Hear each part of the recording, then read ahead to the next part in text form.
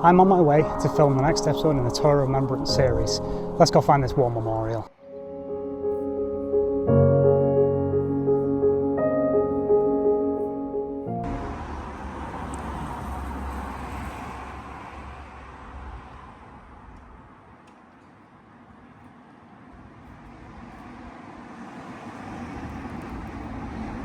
So, finally made it to the war memorial, and apologies if there is any background noise. This is off the main road as well, which kind of ties into my idea of wanting to do this series, because the amount of traffic that drives past, they might not know anything about this. They just think, oh, that's a war memorial.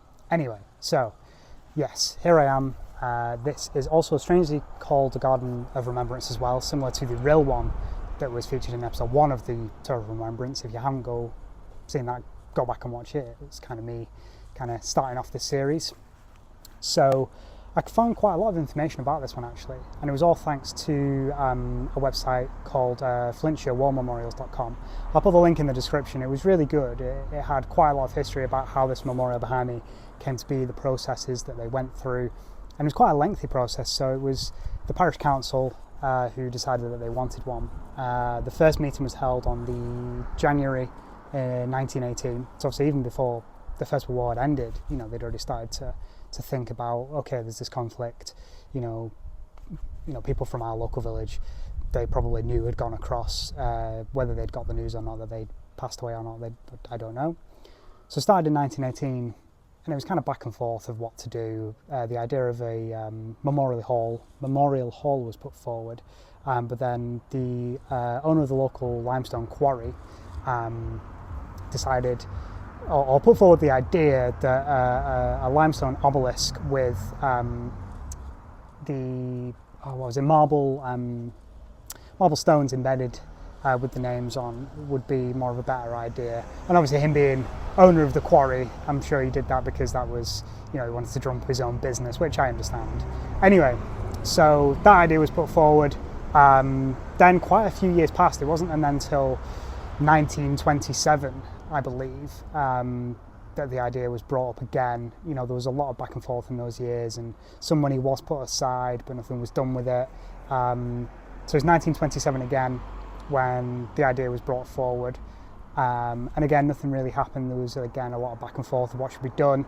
The memorial hall idea was brought forward again, but again that was put on the back burner. And then it wasn't till after the Second World War actually that something concrete had happened, and this was because the local parish council had actually received a letter, again from a familiar name that I mentioned in the first episode of the Tour of Remembrance.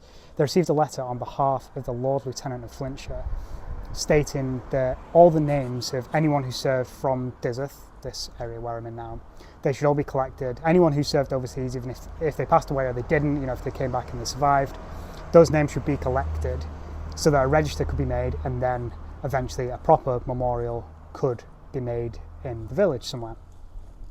So that letter went out, and again, many years went by. It was only another 5 years after that, after the end of World War II, that this memorial got unveiled, and that was the 12th of November, 1950. And again, even building this, I was reading that there was some back and forth about where this is. It's kind of in the corner, and it is in kind of a residential area. People were saying, oh well, I don't want it near my house, and that's going to affect my boundary of my land, etc, etc. And that's quite, it made me laugh reading that, because that would still happen today. People would still complain about things like that, and there's still red tape nowadays, and getting anything like this done would take just as long as it did back then, and if not longer nowadays. But anyway, it's only a small one. I'll give a bit of a panorama. But this memorial is, well, I would have to research it, but yeah, this memorial contains the names of people who passed and who just served and survived and came back, which I think is nice, because then it's recognising, it doesn't matter if you passed away. That sounds really strange, but just because you passed away doesn't mean you should get your name on something, even if you served and you survived, rather than just, being pushed to the side sort of thing, and not being remembered. It's important to remember everything, whether they paid the ultimate sacrifice or whether they didn't, because they still sacrificed things. They will have seen things that scarred them. that they carried in later life. So I think it's really nice that both those kind of categories of people are on this memorial. So yeah, if I did leave anything out, yeah, go check out that flintshirewarmemorials.com. It's a really good website, because I couldn't really find anything on Imperial War Museum's website. They said that, you know, this existed and where it was, but they didn't have a picture or anything. And I understand, you know, there's so many war memorials across the country.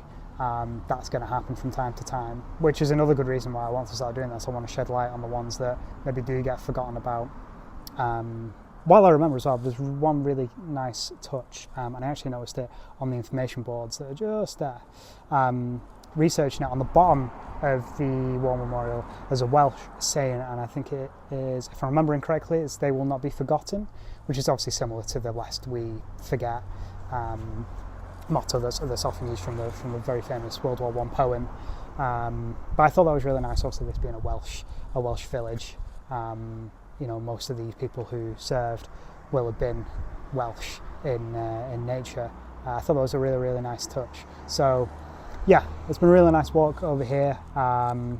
Yeah, again, check out that Flintshire War Memorials if you want to learn more. It's been really good. Yeah, if you did like this, like, share and subscribe. Even if you just tell someone, hey, there's this guy, he waffles on about the war, you should check him out. You know, word of mouth is also a good thing, but share it about on social media. That'd really help. And yeah, subscribe for more, because I'm going to carry on with this series. I'm really enjoying doing it. Gets me out and about. So yeah, thank you very much. See you in the next one. Peace.